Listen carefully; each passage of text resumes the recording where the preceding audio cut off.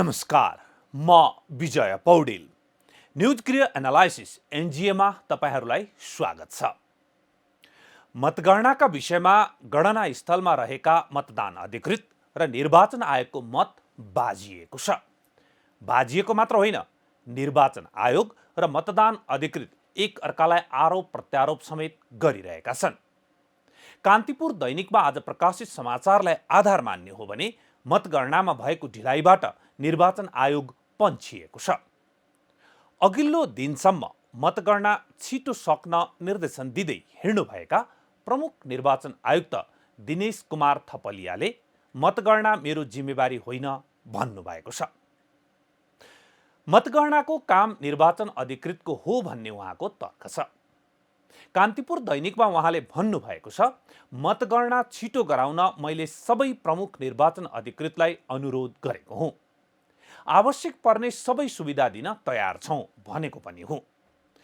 धेरै मतदाता भएका महानगरमा कर्मचारी थपेर धेरै ठाउँमा एकैपटक गणना गर्ने मेरो प्रस्ताव थियो। यसो गर्दा अहिलेसम्म परिणाम दिन सकिन्थ्यो, तर काठमाडौँका प्रमुख निर्वाचन अधिकृतले मान्नु भएन। काठमाडौँ महानगरको निर्वाचनमा खटिनुभएका काठमाडौँ जिल्ला अदालतका न्यायाधीश राजकुमार खतिवडा भने प्रमुख आयुक्तको यो भनाइसँग पुरै असहमत रहेको कान्तिपुरले लेखेको छ। आयोगले जटिल मतपत्र छापेका कारण गणनामा ढिलाइ भएको उहाँको टिप्पणी छ। खतिवडाका अनुसार 2074 सालमा पनि काठमाडौँ महानगरपालिकाको मतगणना गर्न 17 दिन लागेको थियो। लामो र झन्झटिलो मतपत्रका कारण समय लागेको विषयमा त्यति बेला पनि प्रश्न उठेको थियो। विगतको कमजोरीलाई आयोगले सच्याएर मेयर र उपमेयरको एउटा तथा वडा अध्यक्ष र सदस्यहरूको बेग्लै मतपत्र छापेको भए यो समस्या आउने थिएन, खतिवडाको भनाइ छ। त्यसो गरेको भए हामी 2-3 दिनमै महानगरको नतिजा दिन सक्थ्यौँ, तर विगतकै गल्ती दोहोरियो उहाँले भन्नुभएको छ। निर्वाचन गराउने निर्वाचन आयोग, निर्वाचनमा विजयी भएका उम्मेद्वारहरूलाई विजय तिलक लगाउने निर्वाचन आयोग, अनि मतगणनाको जिम्मा लिन्न भन्न पाइन्छ र? अर्को कुरा पनि भनिहालौँ, निर्वाचन गराउने बेलामा निर्वाचन आयोगलाई धेरै जनशक्तिको आवश्यकता पर्दछ। उसले सरकार र न्यायालयसँग सहयोग लिएर कर्मचारी खटाउने पनि गर्दछ। विशेष गरेर हरेक जिल्लामा प्रमुख निर्वाचन अधिकृत जिल्ला न्यायाधीशलाई खटाउने चलन छ। निर्वाचनको निष्पक्षताका लागि पनि यसो गरिएको हो। तर निर्वाचन अधिकृतहरूले पनि निर्वाचन आयोगको निर्देशन मान्नुको साटो निर्वाचन आयोगतिरै तीर सोझ्याइदिएका छन्। यो आरोप प्रत्यारोपको मुख्य जड निर्वाचन आयोग र सरकार नै हो, जसले जता आरोप लगाए पनि निर्वाचन छिटो छरितो र मतगणना पनि झन्झटिलो हुनबाट बचाउन वर्तमान डिजिटल युगमा प्रविधिको प्रयोग नै एकमात्र उपाय हो। डिजिटल मतदान वा मतगणना प्रणाली प्रविधि सम्मत हुने हो भने यो आरोप प्रत्यारोप गर्नै पर्दैन। यसकारण यहाँ पूर्व निर्वाचन आयुक्त इला शर्माको भनाइ उल्लेख गर्नु सान्दर्भिक हुन्छ। उहाँले निर्वाचन आयुक्त भएको बेलामा नै यी विषय उठेको र त्यो भन्दा पनि पहिलेदेखि नै आयोगले दिएको सुझाव सरकारले नमानेका कारण यस्तो अवस्था आएको बताउनु भएको छ। उहाँ भन्नुहुन्छ, सरकारले सुझाव नै मान्दैन अनि समस्या आइहाल्छ नि। अर्कोतर्फ अहिले यी विषयमा छलफल गर्ने समय नै होइन। निर्वाचन भएका बेला माग गम्भीर छलफल गरेर यस्तो समस्याको समाधान खोज्नुपर्छ उहाँको भनाइ छ। यो छिटो हुन सक्ने त्यही हो। विद्युतीय मतदान हामीले प्रयोग गरेको भए बदरमत सङ्ख्या पनि 0 हुन्थ्यो। काउन्टिङ पनि भोलि नै हामीले परिणाम दिन सक्थ्यौँ, अथवा काउन्टिङको मात्रै पनि मेसिन हुन्छन्, त्यो पनि प्रयोग गर्न सक्थ्यौँ। यो गर्न नसक्ने कारण चाहिँ नि के छ भने निर्वाचनको मिति घोषणा भएपछि मात्रै हामी बिउझन्छौँ के। अब निर्वाचन आयोगलाई बजेट मिति घोषणा भएको भोलि पर्सिपल्ट आउँछ, त्यो त निर्वाचनलाई कन्डक्ट गर्नलाई हो। यो सुधारका कुरा, अब विद्युतीय मतदान गर्ने कुरा, यसको तयारी चाहिँ नि कमसेकम 3 वर्ष चाहिन्छ। यसको अध्ययन गर्नु पर्यो राम्रोसँग फिजिबिलिटी, त्यसपछि कुन मेसिन उपयुक्त हुन्छ त्यो डिसाइड गर्नु पर्यो। सबै दलहरूको, सबै स्टेक होल्डर्सको, मतदाता समेतको सहभागिता हुनु पर्यो, छलफल हुनु पर्यो। त्यसपछि त्यसको प्रोक्योरमेन्ट हुनु पर्यो। प्रोक्योरमेन्ट कम्प्लिटली ट्रान्सपेरेन्ट हुनु पर्यो। हेर्नुहोस्, यो खरिदमा धेरै फेरि आलोचना हुन्छ, निर्वाचन आयोग त्यसमा मुछिनु हुँदैन र सरकारले खरिद गर्नु पर्यो। त्यसपछि त्यो इक्विपमेन्टलाई मतदाताहरूले मक पोलमा त्यसलाई मोस्ट अफ द मतदाताहरूले एकचोटि प्रयोग गरिसकेको हुनु पर्यो। त्यो गर्नलाई 2-3 वर्ष टाइम चाहिन्छ। यसमा अहिले सम्भव के हुन्छ भने अब आउने निर्वाचन अघि अहिलेदेखि लाग्यो भने पाइलट गर्न सकिन्छ। एटलिस्ट काठमाडौँको कन्स्टिट्युएन्सीमा, काठमाडौँमा चाहिने काठमाडौँ भ्यालीमा पाइलट गरेर गर्न सकिन्छ। तर सम्भावना कम छ, किनभने 120 दिन त निर्वाचनकै लागि लाग्छ र त्यो भनेको 4 महिना हो। अब त्यो निर्वाचनको जब सेड्युल आइसक्छ, तालिका आइसक्छ, त्यसपछि फेरि यताउति लाग्न सम्भव हुँदैन। थ्योरिटिकल्ली भन्ने हो भने सम्भव त किन नहोला पाइलट गर्नु, तर मैले यो निर्वाचनमा देख्दिनँ। यो कुरा हामीले सम्झेर अब आउने निर्वाचनमा चाहिँ बेलैमा तयारी गरेर, बेलैमा खरिद गरेर, बेलैमा त्यसको तालिम, मक पोलहरू गरेर मतदाताहरूलाई पनि सिकाइसक्नुपर्छ। यस्ता सुझाव त कसले मान्ने? निर्वाचनका बेला के नै भए झैँ तात्ने र अरू बेला सुत्ने निर्वाचन आयोग र सरकारका कारणले यो समस्या आएको हो भन्ने कुरामा अब कुनै दुई मत छैन। यसकारण अहिले मतगणना भइरहेका बेला एक अर्कालाई गाली गरेर दुनियाँलाई हँसाउनुभन्दा सबै मिलेर समयमा मतगणना सक्ने, त्यसपछि गम्भीर छलफल गरेर समस्याको समाधान निकाल्नु नै उत्तम हुन्छ। न्युज गृह एनालाइसिसमा अब पालो आजका हाइलाइट्सको।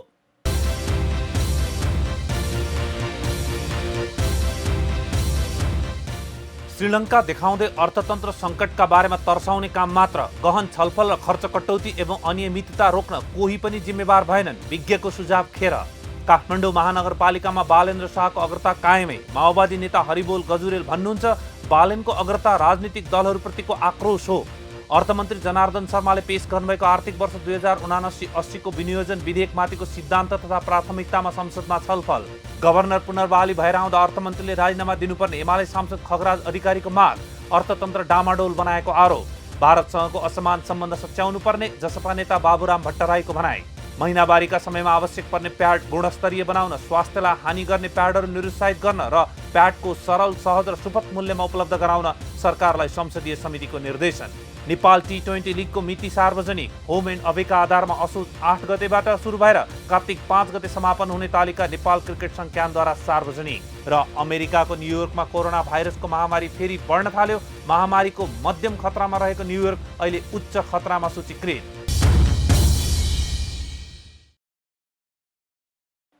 पछिल्लो समयमा नेपालको अर्थतन्त्रका बारेमा अनेक टीका टिप्पणी भइरहेका छन्। कुनै बेला नेपालको राजनीतिमा नेपाललाई स्विजरल्यान्ड बनाउने भाषण धेरै हुन्थे। त्यसपछि नेपाल फिजी हुने भो भन्ने हल्ला सुरु भयो।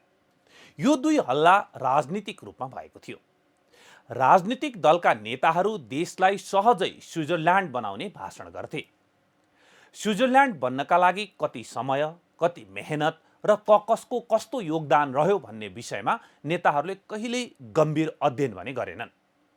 जनतालाई मक्ख पार्न भाषण मात्र गरिरहे। तर जब जनताले बुझे यो नेताहरूको हावादारी गफ हो भनेर पत्याउन नै छाडे र नेताहरू पनि लाजले यस्ता भाषण गर्न नै छाडे। तर यसको अर्थ अहिले नेताहरू हावादारी गफ गर्दैनन् भन्ने चाहिँ होइन। नेताहरू अहिले अरू नै विषयमा बिना अध्ययन हावादारी भाषण गरिरहेका हुन्छन्। बीचमा अर्को हावादारी गफ आयो, नेपाल फिजी बन्दैछ भनेर। यसमा अलि बढी नागरिकताको विषय जोडिएको थियो। भारतीयहरूले नेपालमा आएर धमाधम नागरिकता लिन्छन्, नेपाली जनमत अल्पमतमा पर्छ र भारतीय मूलका मानिस नै फिजीमा जस्तो नेपालको प्रधानमन्त्री बन्छन् भन्ने हल्ला र भाषण थियो। तर त्यो भाषण पनि अहिले सेलाएको छ। यसको अर्थ नेपालमा गलत तरिकाले नागरिकता लिने वा भारतीय वा अन्य मुलुकका नागरिकको गलत घुसपैठ कम भइसक्यो भन्ने चाहिँ होइन। मात्र नेताहरूको भाषणको केन्द्रमा यो विषय हराएको हो। यो विषय गम्भीर विषय हो जुन नागरिकतासँग जोडिएको छ र समस्या अहिले पनि छ। नेताहरूको भाषणमा यो विषय हरायो किनकि भाषण गर्ने बेलामा गम्भीर रूपमा तथ्य तथ्याङ्कमा टेकेर बोलिएकै थिएन। मात्र भारतलाई गाली गर्न र भारतलाई गाली गरेर सच्चा राष्ट्रवादी बन्दै जनमत तान्न यो विषय उठाइएको थियो। अहिले हरायो, जबकि समस्या जिउँका तिउँ छ।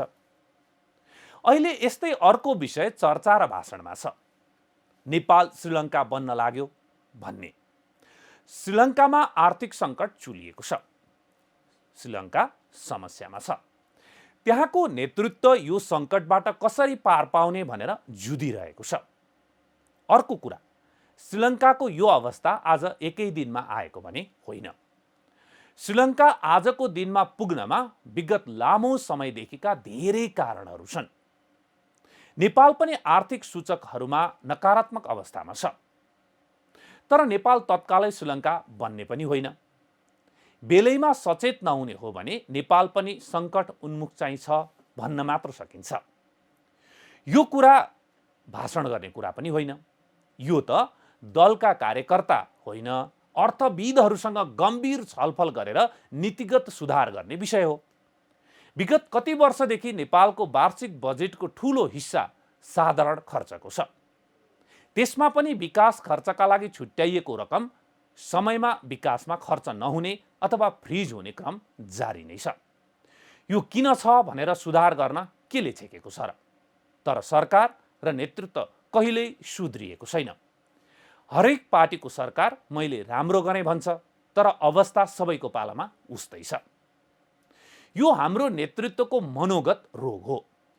अहिले फेरि हामी आर्थिक वर्ष 2079-80 को नीति तथा कार्यक्रम र बजेट सार्वजनिक गर्ने सङ्घारमा छौँ। तर अघिल्लो आर्थिक वर्षका कमी कमजोरी सुधार्ने छाँटकाँट देखिएकै छैन। नेपालको वार्षिक बजेटमा छुट्याइएको विकास खर्चको बजेट जहाँ जे आयोजनाका लागि छुट्याइएको हो त्यसमा 1 रुपियाँ पनि कमिसन भ्रष्टाचार नगरी खर्च गर्ने हो भने सकारात्मक परिणाम आफै आउन थाल्छ। तर त्यति पनि गर्न नेतृत्व सक्दैन र हाम्रो बजेटले धान्नै नसक्ने ठुला ठुला परियोजनाको गफ गर्छ। अहिले विभिन्न पेशा व्यवसायका नागरिक, उद्योगी, व्यापारीहरू तथा सर्वसाधारण समेत आगामी आर्थिक वर्षको बजेट कस्तो आउला भन्नेमा गम्भीर छन्।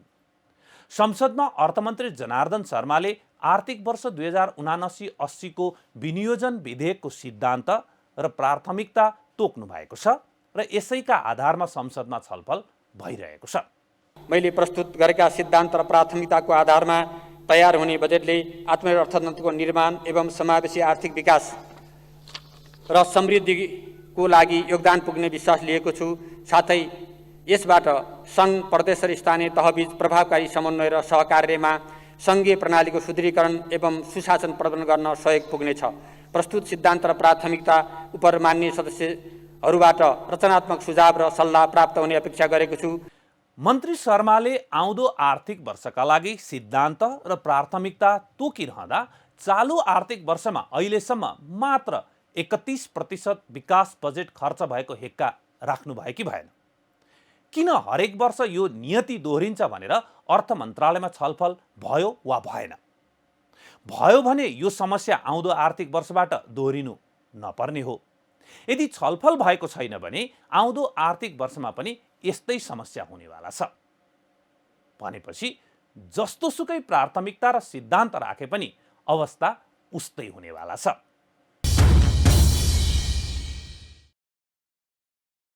कतिपय अर्थविदहरूले स्थानीय तह निर्वाचनमा भएको खर्चबाट अर्थतन्त्रका सूचकहरूमा सुधार हुन्छन् भन्ने प्रक्षेपण गरेका थिए।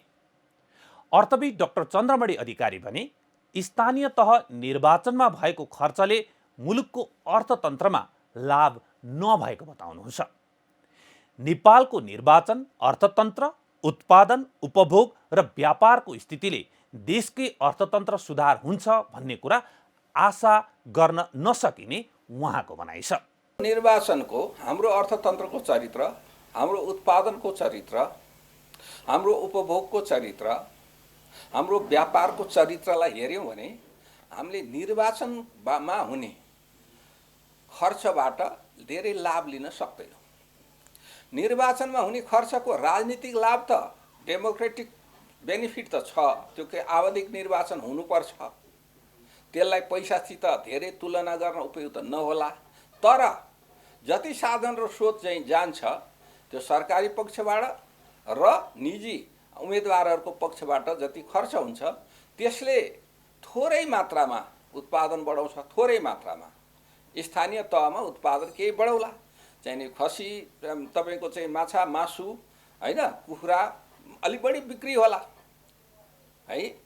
तर चाहिँ हामी त्यो बेलामा खानपिन रक्सीदेखि लिएर अन्य सबै खानपिन हामी बाहिरबाट ल्याउँछौँ, त्यो प्रचार सामग्री बाहिरबाट ल्याउँछौँ, रङ बाहिरबाट ल्याउँछौँ, हो कि होइन? अनि त्यसपछि कपडा बाहिरबाट ल्याउँछौँ, अनि गाडी कुदाउनलाई गाडी बाहिरबाट ल्याउँछौँ, गाडी बाहिरले पेट्रोल बाहिरबाट ल्याउँछौँ। थोरै मान्छेलाई त्यसमा जस्तो झन्डादेखि अन्य निर्माण सामग्री बनाउने मान्छेको हातमा केही पैसा जान्छ, त्यो केही रेस्टुरेन्टहरू चाहिँ नि होटलहरू केही चल्छन् स्थानीय तहमा, त्यसको थोरै बेनिफिट चाहिँ छ।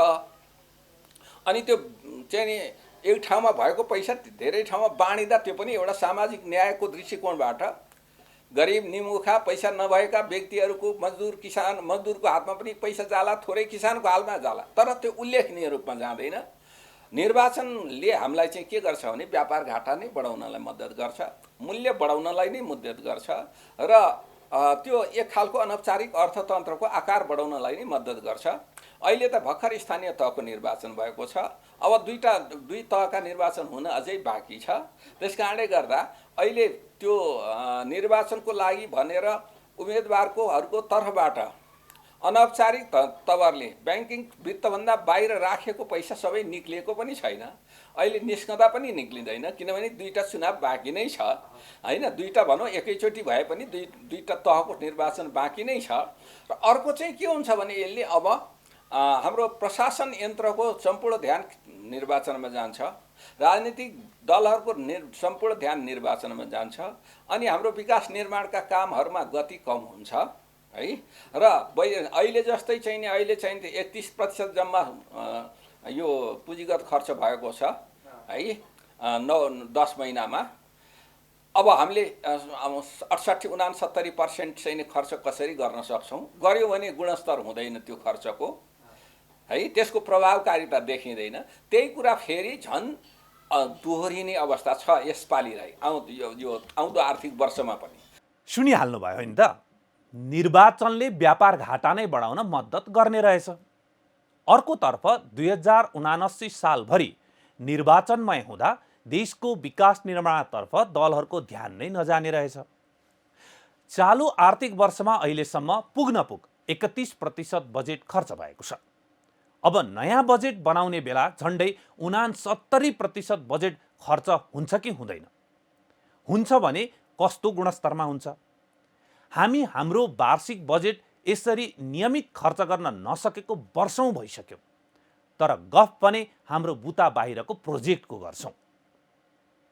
नेपाल उद्योग परिसंघका अध्यक्ष विष्णुकुमार अग्रवाल पनि अर्थतन्त्रमा समस्या रहेको बताउनुहुन्छ, तर त्यो विषयलाई लिएर प्यानिक हुने अथवा तनाव लिने वा हल्ला गरेर झन् वातावरण बिगार्ने कि गम्भीर चिन्तन मनन गरेर समस्या समाधान गर्ने उहाँको प्रश्न छ। समस्या छ, तर समस्या भएमा हामीहरूले प्यानिक हुने वातावरण छैन। अरू जुन हामीहरूले समस्या भोगिराखेको छौँ, मेनली हामीहरूले अहिले दुईवटा समस्या मेनली भोगिराखेको छौँ। एउटा त के छ कि तरलताको समस्या छ। अगर व्यापारीले कुनै पनि ब्याङ्कमा गएर कुनै लगानी गर्नको लागि या कुनै उद्योगी खोल्नको लागि या आफ्नो लिमिट बढाउनको लागि कुनै पनि ब्याङ्कमा गयो भने पैसा पाउने स्थिति छैन। त्यही तरिकाले के छ कि आयातलाई पनि हामीहरूले निरुत्साहित गरिराखेको छौँ। अरू साथैमा डिमान्ड जुन ओभरअल इकोनोमीको छ त्यो पनि खुम्चिएर गएको छ। तो यस्ता समस्याहरू छन्। तर एउटा कुरा के बुझ्नुपर्ने हुन्छ कि यस्ता समस्या जहिले पनि कुनै पनि डेभलपिङ नेसनहरूले अगाडि बढ्छ, काम गर्न चाहन्छ, र त्यसमा विस्तार भइराखेको हुन्छ कुनै पनि अर्थतन्त्रमा, उनीहरूलाई यो समस्या भोग्नै पर्छ। रिसोर्सको कमी हुन जान्छ, डिमान्डहरू बढ्दै जान्छ। सो यो कुनै नौलो समस्या पनि होइन। यो जति पनि इन्डियाले पनि सिमिलर काइन्ड अफ समस्या भोगेकै हो, प्यानिक गर्ने स्थिति छैन। मतलब श्रीलङ्का जस्तो हामीहरूको देश हुन पाएको छैन। समस्या त छ, तर समस्या हामीहरूको कहाँ हुँदैन। समस्यालाई हामीहरूले फेस गरेर पोजिटिभ तरिकाले अगाडि बढ्नुपर्ने हुन्छ। अरू मलाई यो पनि एउटा मतलब यो जुन हामीहरूले भनेको कुरा छ नि, त्यही कुरा आज सबैले भनिराखेको छ, भनेको छैन। आजको दिनमा तपाईँले हेर्नुहोस्, चाहे वर्ल्ड ब्याङ्कले भन्नुहोस् या कसै अरूले पनि भन्नुहोस् नि, समस्या नभएको होइन, समस्या छ। हामीले सामना गर्नुपर्छ, पोजिटिभली सामना गर्नुपर्छ। समस्या पनि ठुलो छ, तर सङ्कट र प्यानिकको स्थिति छैन। त्यही कुरा हामीहरूले गर्दै आएको छौँ। अरू आज त के छ कि मैले पाएको छु कि IMF ले भन्नुहोस् या वर्ल्ड ब्याङ्कले भन्नुहोस्, त्यही कुरा अगाडि पनि बढाएका छन्। अर्थतन्त्रको यो अवस्था विश्वका धेरै देशले भोगेका छन् र अहिले पार पाएर आर्थिक विकासमा अगाडि पनि बढिरहेका छन्। यसकारण प्रश्न के हो भने समस्या आएपछि समाधान कसरी गर्छौँ? हाम्रो समस्या के हो भने कि हामी केही पनि गर्दैनौँ अनि हल्ला चाहिँ धेरै गरेर तर्साउने काम मात्रै गर्छौँ। विज्ञ समूहको कुरा सुन्दैनौँ अनि अप्ठ्यारो बेलामा गभर्नर फाल्ने जस्तो गलत निर्णय लिन्छौँ। विष्णु अग्रवाल भन्नुहुन्छ, समस्या समाधानका लागि कन्जर्भेटिभ स्टेप चाल्ने वा नयाँ निर्णय लिने भन्ने प्रश्न छ। र हामीहरूको अगाडि अब चुनौती के छ, यस्तो समस्याहरू भोग्दाखेरि हामीहरूले कुन तरिकाले अगाडि बढ्छौँ, कसरी हामीहरूले यसलाई पार लगाउँछौँ। हामीहरू एकातिर त के छ कि एकदम मतलब के छ कि कन्जर्भेटिभ भएर कन्जर्भेटिभ स्टेपहरू लिन्छौँ। अर्कोतिर के हुनसक्छ कि हामीहरूले आफ्नो अर्थतन्त्रलाई लिबरलाइज गरेर खोलेर त्यसमा हामीहरूका अवसरहरू बढाएर अगाडि बढ्छौँ। CNI को मान्यता ये छ कि हामीहरूले आफ्नो अवसरहरू बढाउनु पर्यो। अर्थतन्त्रमा जुन चाहिएको रिफर्म्सहरू छ त्यसलाई हामीहरूले अगाडि बढाउनु पर्यो। यो रिफर्म्स मात्रै होइन, औद्योगिकरणलाई पनि हामीहरूले प्रोत्साहन गर्नु पर्यो, FDI लाई प्रोत्साहन गर्नु पर्यो। अब एउटा अरू पनि कुरा हामीहरूले हेर्नुपर्ने के आवश्यकता छ कि धेरै जस्ता डेभलप्ड कन्ट्रिज र डेभलपिङ कन्ट्रिजले at one point or the other एउटा औद्योगिक क्रान्ति विटनेस गरेको छ। यसै गरी हाम्रो अर्थतन्त्रको मूल आधार रेमिट्यान्स पनि हो, तर त्यो पनि घट्दै गएको तथ्याङ्कले देखाउँछ। यो किन घटिरहेको छ? एउटा कारण औपचारिक भन्दा अनौपचारिक क्षेत्रबाट रेमिट्यान्स भित्रिएर हो भन्ने ठहर निकै अगाडि भइसकेको हो। तर यो समस्या समाधानका लागि ठोस कदम चाल्दा समस्या जस्ताको तस्तै छ। रेमिटेन्समा पनि दुईवटा भाग छ। एउटा त के छ कि हामीहरूको अर्गनाइज सेक्टरबाट आइराखेको छ, अनअर्गनाइज सेक्टरबाट पनि आइराखेको छ। अनअर्गनाइज सेक्टरलाई हामीहरूले निरुत्साहित गर्नुपर्ने हो। त्यसको लागि हामीले अर्गनाइज सेक्टरलाई बढावा दिनुपर्ने हो, एन्करेजमेन्ट गर्नुपर्ने हो। एन्करेजमेन्टको लागि हामीहरूले थुप्रैवटा सुझाव राखेको छु र त्यसमा के छ कि जसरी अरू हामीहरूका छिमेकी मुलुक भइहाल्यो, जसरी बङ्गलादेश भइहाल्यो या पाकिस्तान भइहाल्यो, उनीहरूले विभिन्न तरिकाले रेमिटेन्सलाई एन्करेज गर्नको लागि, स्पेसली हामीहरूको अर्गनाइज सेक्टरबाट रेमिटेन्सलाई एन्करेज गर्नको लागि हामीहरूले आइदर इन्सेन्टिभ भइहाल्यो या उनीहरूको कस्टलाई बियर गर्ने, त्यो एउटा उनीहरूले यस्तो खालका कदमहरू लिएका छन्। र त्यो कदमबाट जुन रिजल्ट पनि आएको छ, मिनिमम उनीहरूको रेमिटेन्स जुन छ 20 देखि 30% राइज पनि भएको छ। यी र यस्ता सबै समस्यालाई आउँदो आर्थिक वर्षको बजेटबाट समाधान उन्मुख पनि बनाउन सकिन्छ। यसका लागि निजी क्षेत्रलाई प्रोत्साहन गर्ने गरी बजेट आउनुपर्ने आवश्यकता पनि छ।